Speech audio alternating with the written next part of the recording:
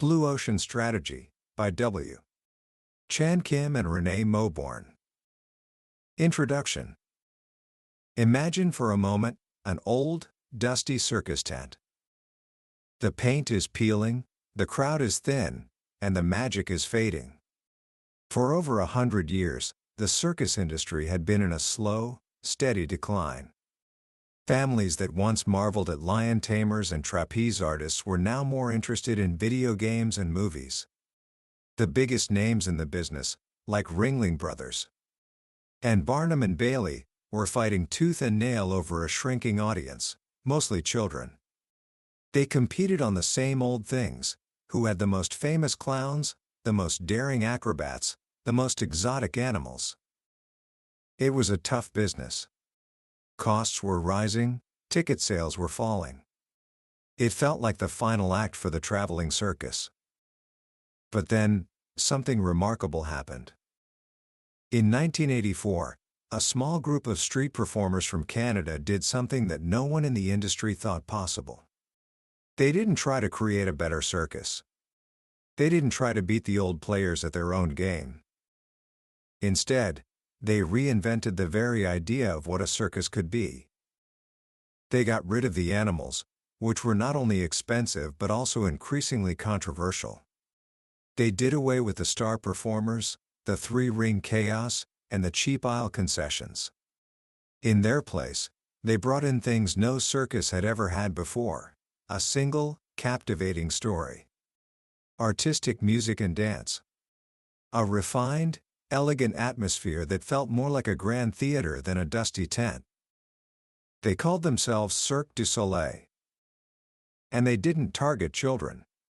Their audience was adults, corporate clients, people who were willing to pay a premium price, not for a circus, but for an unforgettable entertainment experience. In less than 20 years, Cirque du Soleil achieved a level of revenue that took the giants of the industry more than a century to reach. They didn't win by fighting the competition.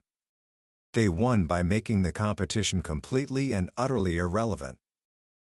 This incredible story is the gateway to one of the most powerful business ideas of the last century, an idea captured in the groundbreaking book, Blue Ocean Strategy, by W. Chan, Kim and RenA Mauborgne. This isn't just a book, it's a new way of seeing the world. Having sold over 4 million copies and translated into 46 languages, it has become a guiding light for entrepreneurs, leaders, and creators everywhere. The authors, two brilliant professors, spent over a decade studying more than 150 strategic moves across 30 industries, spanning more than 100 years of history. And they discovered a consistent pattern, a hidden logic behind the greatest success stories. They found that lasting success rarely comes from battling competitors. It comes from creating new, uncontested market spaces, what they call blue oceans. So today, I'm going to share with you the secrets of that journey. By the end of our time together, you will understand not just what a blue ocean is, but how you can find and create one for yourself.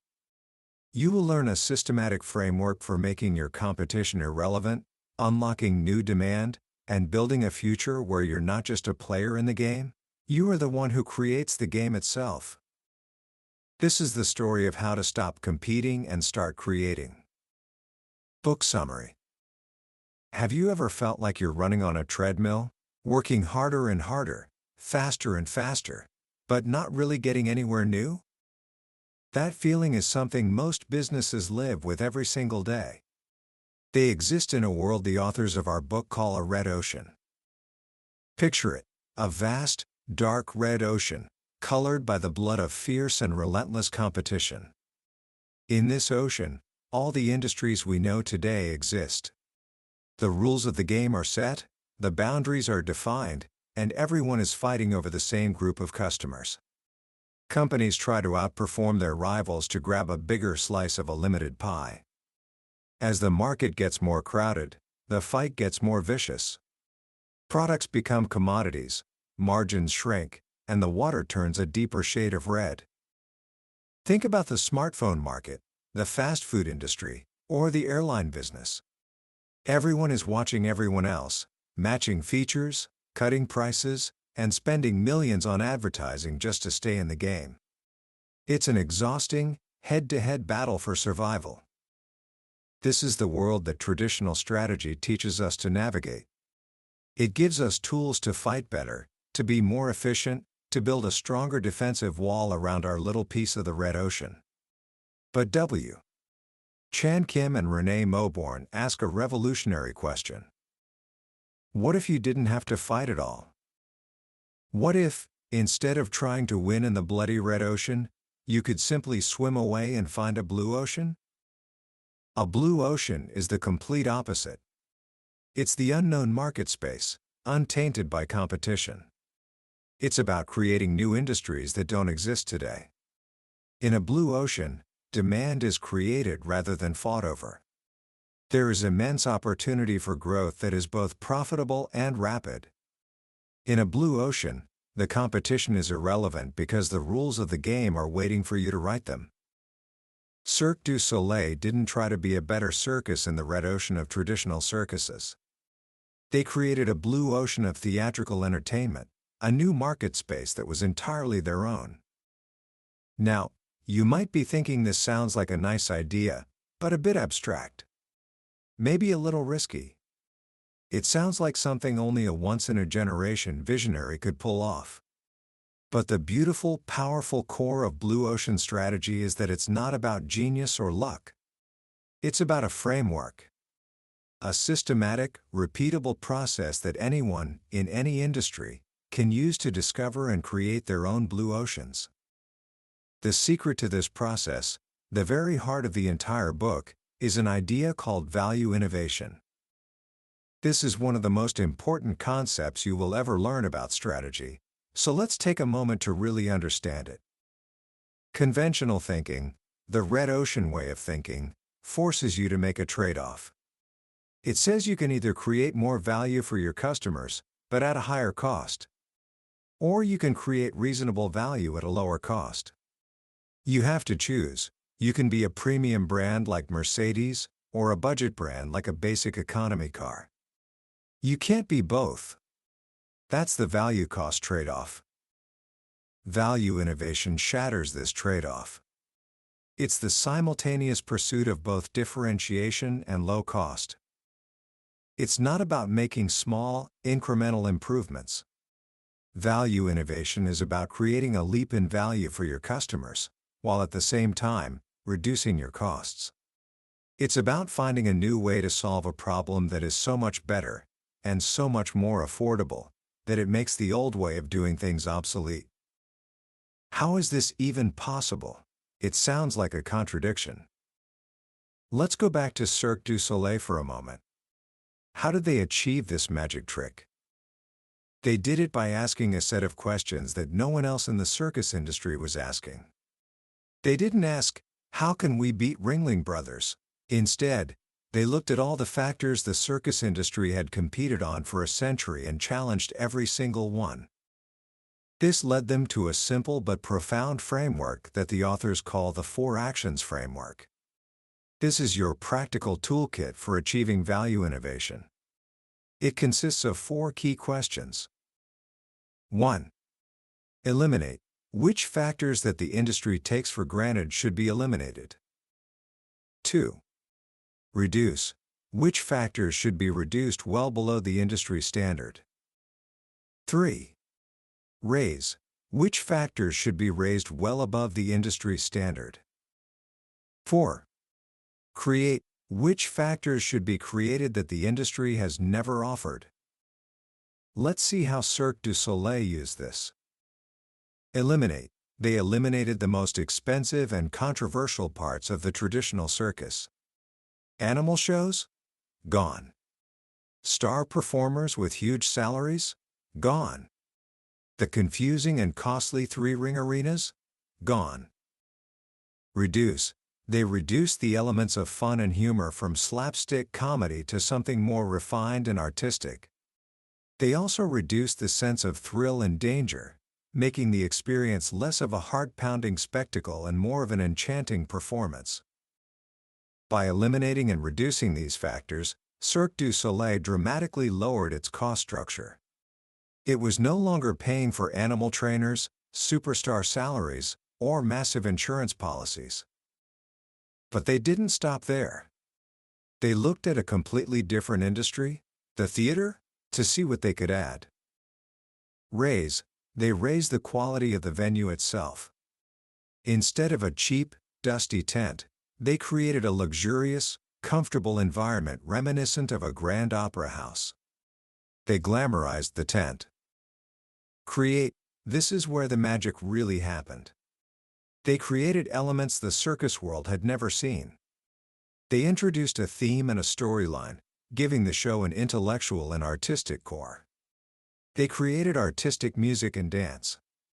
They introduced multiple productions, just like Broadway shows, giving people a reason to come back again and again. By raising and creating these new factors, they offered an experience that was radically different and far more valuable to a new audience of adults.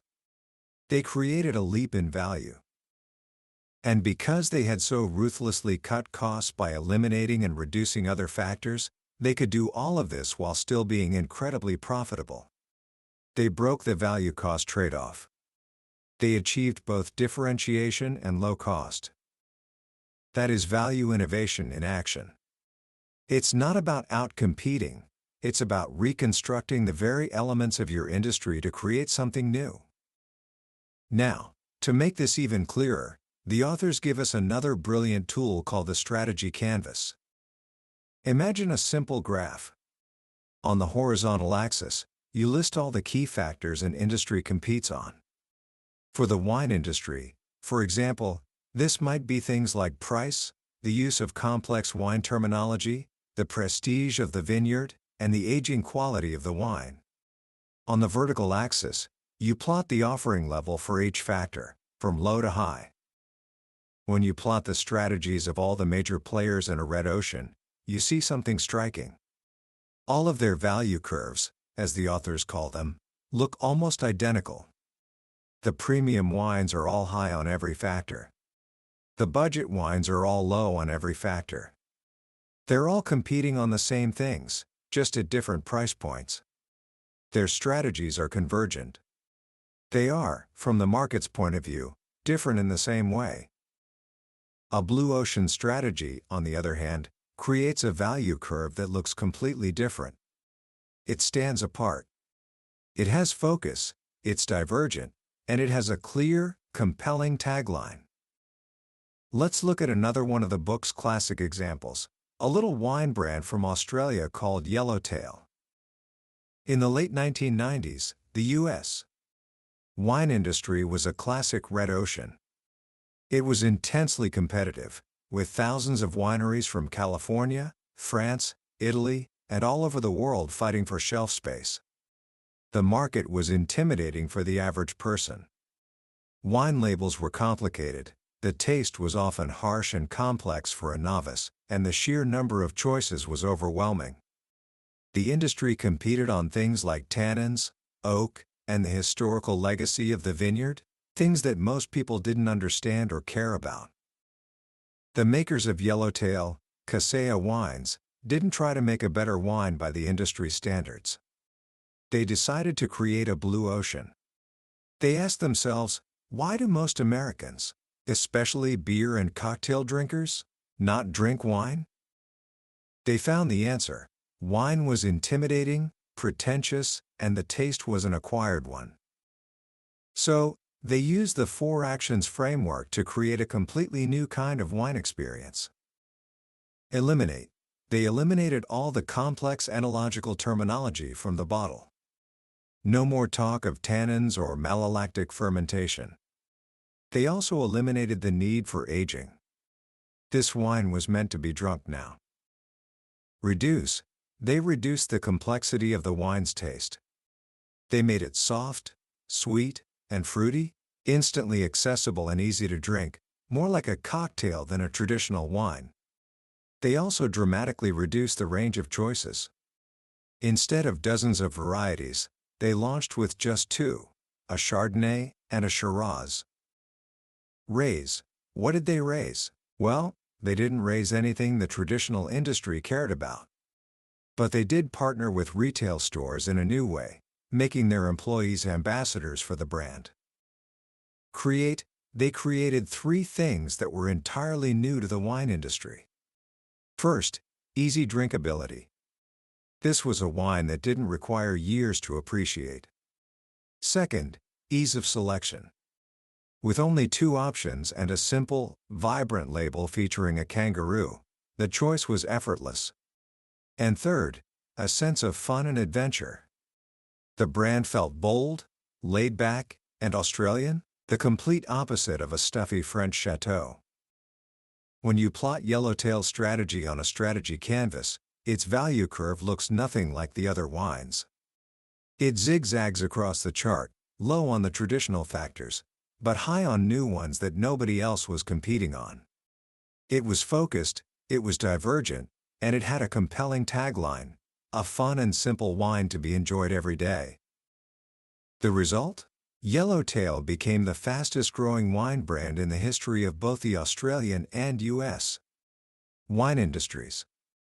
It didn't just steal customers from other wine brands, it grew the entire market by bringing in millions of non-wine drinkers. It created a massive blue ocean. So, value innovation is the what, and the 4 actions framework and strategy canvas are the tools to help you design it.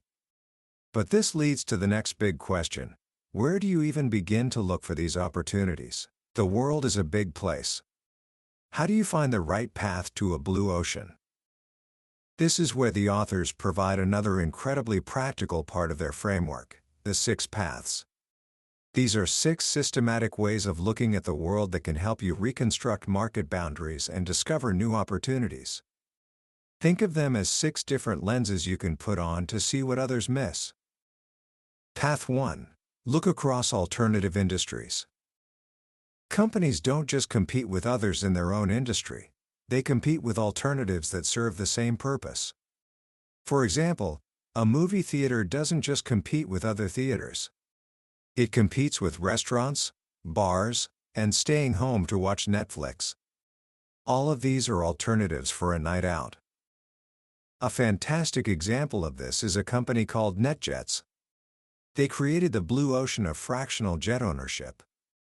Before NetJets, if a corporate executive needed to fly, they had 2 choices: fly first class on a commercial airline, or the company could buy its own multi-million-dollar private jet.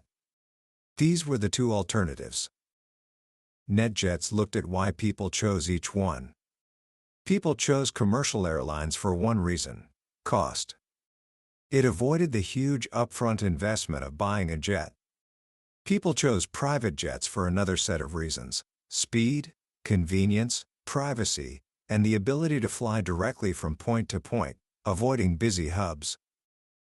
NetJets created its blue ocean by combining the best of both worlds. It offered customers the convenience and speed of a private jet at a price closer to a first-class commercial ticket. How? By selling a fraction of a jet, say, 1/16th ownership, which entitled the owner to 50 hours of flight time a year. They eliminated the massive fixed cost of ownership and the hassle of managing an aircraft, while delivering the core benefits of private travel. They didn't compete with other airlines or other private jet manufacturers. They created a new market in the space between them. Path 2. Look across strategic groups within an industry. Strategic groups are groups of companies within an industry that pursue a similar strategy. In the car industry, you have luxury brands like Mercedes and BMW in one group, and economy brands like Hyundai and Kia in another. They rarely pay attention to each other. A company called Curves created a blue ocean in the women's fitness industry by looking across 2 strategic groups: traditional, expensive health clubs, and low-cost home exercise programs. Why do women trade up to a health club? Mainly for the discipline and motivation that comes from working out with others. Why do they trade down to a home program? For privacy, convenience, and lower cost. Curves combine the best of both. They created a simple, no-frills workout space exclusively for women, offering the motivation of a group setting. But they eliminated all the expensive extras of traditional gyms, the pools, the juice bars, the complicated equipment. The workout was a simple, 30-minute circuit. This allowed them to offer a membership for a fraction of the price of a gym.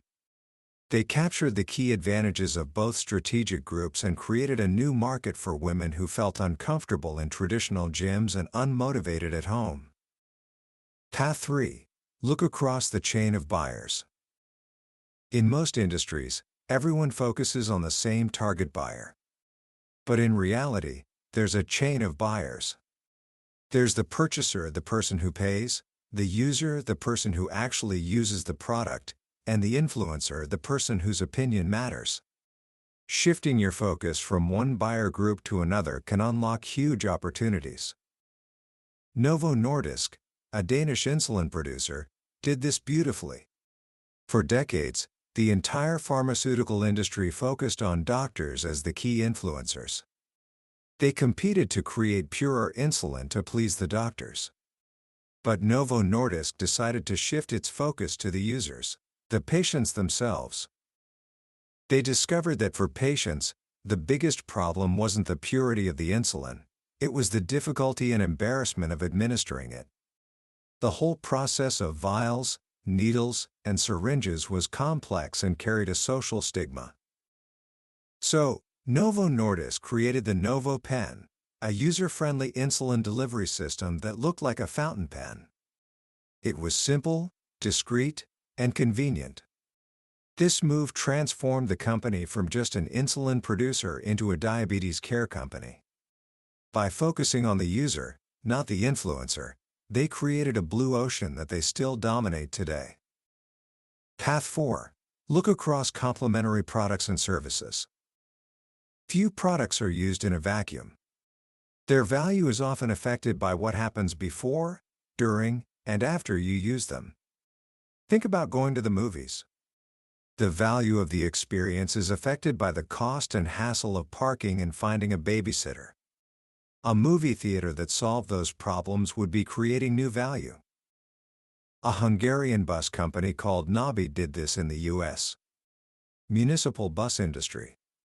The industry was a red ocean, competing fiercely on the initial purchase price of a bus.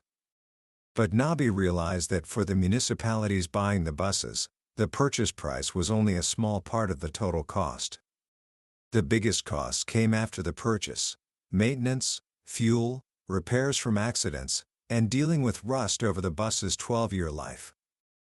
So Nabi built a new kind of bus. Instead of heavy, rust-prone steel, they used lightweight, corrosion-free fiberglass. This killed 5 birds with one stone.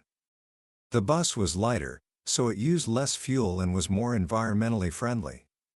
It didn't rust, slashing maintenance costs. And it was easier and cheaper to repair after accidents. Even though Nabi charged a higher initial price, the total lifecycle cost for the municipalities was dramatically lower.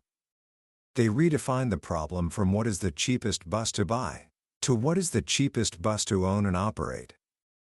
Path 5. Look across the functional or emotional appeal to buyers. Some industries compete on functionality and price. Their appeal is rational. Think of cement or basic commodities. Other industries compete on feelings and emotion. Their appeal is emotional. Think of fashion, cosmetics, or Starbucks coffee. Blue oceans can be created by taking a functional industry and adding emotion to it, or by taking an emotional industry and making it more functional. QB House, a Japanese barbershop chain, did the latter. Getting a haircut in Japan was an emotional, hour-long ritual involving hot towels, shoulder massages, and tea. QB House recognized that many busy professionals didn't want the ritual, they just wanted a quick, decent haircut. So they stripped away all the emotional extras. They focused only on the cut, creating an air wash system, a vacuum hose to clean up stray hairs instead of a time-consuming shampoo. They reduced the time from 1 hour to 10 minutes, and the price from around $30 to just $9. They turned an emotional service into a highly functional one and created a massive blue ocean. On the flip side, Cemex, a Mexican cement company, took a purely functional product, a bag of cement, and injected it with emotion. They realized that for Mexico's poor, buying cement to add a room to their house was a dream, but one that was hard to save for. So they created the Patrimonio Hoy program, which positioned cement as the gift of dreams. It was a community savings club, like a wedding registry, where families contributed a small amount each week, and one family would win the materials to build a new room. Cemex turned the purchase of a functional commodity into an emotional, community-driven event, and their sales soared. Path 6. Look across time.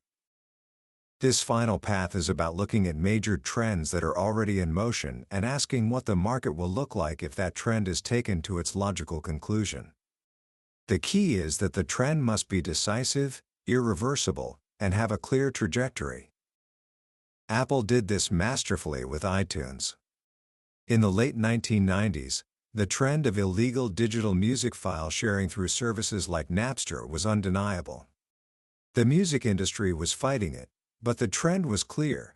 People wanted digital music, they wanted it instantly, and they wanted to buy individual songs, not entire albums. Apple looked at this trend and asked, what would a legal, user-friendly version of this look like? The result was the iTunes Music Store. They created a system that was legal, offered high-quality sound, was incredibly easy to use, and allowed people to buy single songs for just 99 cents. They captured all the value of the digital music trend while eliminating the drawbacks of illegal downloading, poor quality, viruses, and legal risk. They didn't invent digital music, but they saw the trajectory of the trend and created a blue ocean that shaped the future of the entire industry. These 6 paths are your treasure map.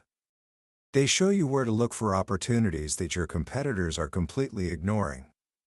They are a systematic way to challenge the assumptions that keep your industry locked in a red ocean. But finding a blue ocean idea is only half the battle. You also have to make sure it's a commercially viable idea, one that can be turned into a profitable and sustainable business. This brings us to the next crucial piece of the puzzle: the right strategic sequence. The authors lay out a 4-step process to validate your blue ocean idea and reduce your business model risk. You must address these steps in order. Step 1. Buyer utility. Is there an exceptional reason for people to buy your offering? Does it remove a major pain point from their lives? If the answer isn't a clear and resounding yes, then you don't have a blue ocean. You might have a cool piece of technology or a clever idea, but if it doesn't offer a leap in value to the buyer, it will fail. This is the first and most important hurdle. Step 2. Price. Is your price easily accessible to the mass of target buyers? This isn't about just setting a low price. It's about a strategic price. The authors introduce a tool called the price corridor of the mass. This involves looking at the prices of the alternatives and substitutes your customers use and finding a price point that makes your offering an irresistible choice. Ford didn't price the Model T against other cars. He priced it against the horse and buggy, making it a choice the masses could afford. Step 3. Cost. Once you've set your strategic price, you must then figure out your target cost. This is the principle of price minus costing, not cost plus pricing. You start with the price you need to charge to attract the masses, deduct your desired profit margin, and that gives you your target cost. The question then becomes, can we produce our offering at this cost? This is where innovation in your operations, manufacturing, and partnerships becomes critical. If you can't hit your target cost, your blue ocean will not be profitable. Step 4. Adoption. Even the most brilliant, profitable idea can be derailed if you ignore the people who have to execute it or the partners who depend on you. What are the adoption hurdles? Will your own employees resist the change? Will your business partners feel threatened? Will the general public oppose it? You have to address these fears and hurdles from the very beginning, educating your stakeholders and bringing them along on the journey. Only when your idea has passed through all four of these gates, utility, price, cost, and adoption, do you have a commercially viable blue ocean strategy. But even then, there is one final, and perhaps most human, challenge: execution. A strategy document, no matter how brilliant, is just paper. The real challenge is bringing an organization and its people along on a journey that represents a significant departure from the past. This is where the last two principles of blue ocean strategy come into play, and they are all about leadership and people. The first is what the authors call tipping point leadership. Conventional wisdom says that to create a massive change in an organization, you need massive resources and a lot of time. But tipping point leadership flips this idea on its head. It argues that in any organization, there are people, acts, and activities that have a disproportionate influence on performance. The key is not to try to move the entire mass of your organization at once, but to focus your efforts on these key leverage points to create a rapid, contagious movement, an epidemic of change. The book tells the incredible story of Bill Bratton, who became the police commissioner of New York City in the 1990s. At the time, the city was on the verge of anarchy. Crime was at an all-time high, the police force of 36,000 officers was demoralized, and the budget was frozen. It was a managerial nightmare. Yet, in less than 2 years, without a budget increase, Bratton turned New York into the safest large city in America. How? By using tipping point leadership to overcome the 4 key hurdles to execution. First, the cognitive hurdle, making people aware of the need for change. Bratton didn't use numbers or PowerPoint presentations. He made his senior officers ride the subway, the electric sewer, as it was called, day and night. They came face to face with the graffiti, the turnstile jumpers, and the fear that citizens felt every day. The ugly reality was inescapable. Seeing is believing. Second, the resource hurdle, executing a major shift with limited resources. Bratton didn't ask for more money. He refocused the resources he already had. He discovered that the vast majority of crimes occurred in a few hotspots. So, he pulled officers from safe, quiet areas and concentrated them on these hotspots. He also found cold spots, activities that consumed huge resources for little impact, like the 16 hours it took an officer to process a single arrest. He created bust buses, mobile processing centers that cut that time down to 1 hour, freeing up thousands of hours of police time. Third, the motivational hurdle, getting people energized to execute the new strategy. Bratton focused on the kingpins, the 76 precinct commanders who were the key influencers in the organization. He put them in a fishbowl. Every 2 weeks, they had to attend a meeting where their performance was displayed on huge screens for all their peers and superiors to see. This created an intense culture of performance and accountability, where high achievers were celebrated and laggards had nowhere to hide. And fourth, the political hurdle, overcoming resistance from powerful vested interests. Bratton identified his angels, those who would gain from the change, like the mayor, and his devils, those who would lose, like the courts who feared being overwhelmed. He built a broad coalition with his angels to isolate his devils, winning the political battles before they even started. By focusing on these points of disproportionate influence, Bratton created a tipping point that transformed the entire NYPD and the city itself. But there is one final piece to the execution puzzle, and it's the one that ensures a strategy is not just followed, but embraced. This is the principle of fair process. This is the idea that people care not just about the outcomes of decisions, but about the fairness of the process used to make them. When people feel that the process is fair, they develop trust and commitment. They go from compulsory execution to voluntary cooperation. They go beyond the call of duty. Fair process consists of 3 simple principles, which the authors call the 3 E's. 1. Engagement, involving people in the decisions that affect them. Asking for their input and allowing them to challenge ideas. This shows respect for their intelligence. 2. Explanation, explaining why a final decision was made. Even if people's ideas aren't adopted, if they understand the rationale, they are far more likely to trust the decision. 3. Expectation clarity, once a decision is made, making sure everyone knows the new rules of the game, the new standards they'll be judged by, and the consequences of failure. When these three principles are practiced, people feel recognized, both intellectually and emotionally. They feel that their ideas are valued and that they are treated with dignity. This builds a powerful culture of trust that is the bedrock of great execution. Without it, even the best strategy can be sabotaged by the very people you need to bring it to life. And so, we come full circle.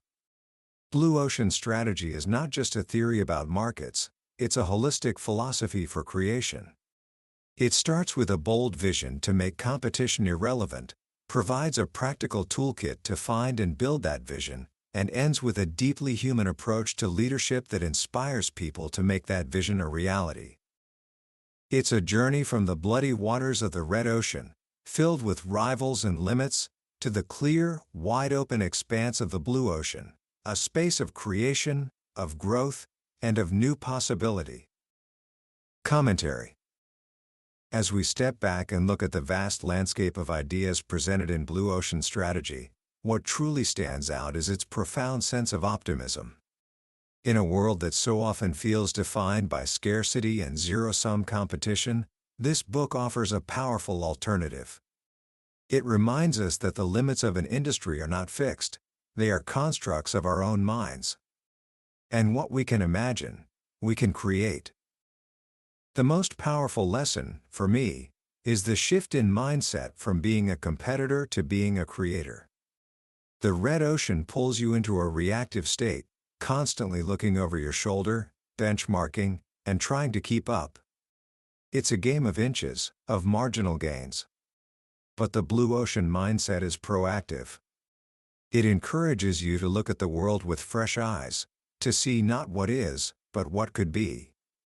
It's about asking different questions, not how do we beat our rivals, but how do we make our rivals irrelevant by creating a leap in value for our customers. This isn't just a business lesson, it's a life lesson. It applies to your career, your personal projects, and even your own development. Are you trying to be a slightly better version of someone else in a crowded field, or are you trying to create a unique space where your specific talents can shine? The second thing that makes this book so enduring is its practicality. It's not a book of high-minded philosophy with no grounding in reality. It's a toolkit. The strategy canvas, the 4 actions framework, the 6 paths, these are not just concepts to be discussed in a boardroom. They are practical tools you can pick up and use today. They give you a structured way to channel your creativity and turn a spark of an idea into a robust strategy. So, how can you start applying these ideas in your own life, right now? Here are a few simple actions to get you started. First, try sketching a quick strategy canvas for an industry you know well. It could be the coffee shops in your town, the video games you play, or the social media apps on your phone. What are the key factors they all compete on? Plot their value curves. You'll likely see how similar they all are. Now, imagine a new curve. What could you eliminate, reduce, raise, or create to offer something completely different? This simple exercise can train your mind to see blue oceans everywhere. Second, apply the 4 actions framework to a product or service you use every day. Think about your experience with your bank, your cell phone provider, or even your school's cafeteria. What could they eliminate that is just a waste of time and money? What could they reduce that is over-engineered? What could they raise to a new level of quality or convenience? And what could they create that would solve a problem you didn't even know you had? This is the muscle of value innovation. The more you use it, the stronger it gets. Finally, think about the non-customers. Pick a hobby or an activity you love. Maybe it's playing chess, coding, or hiking.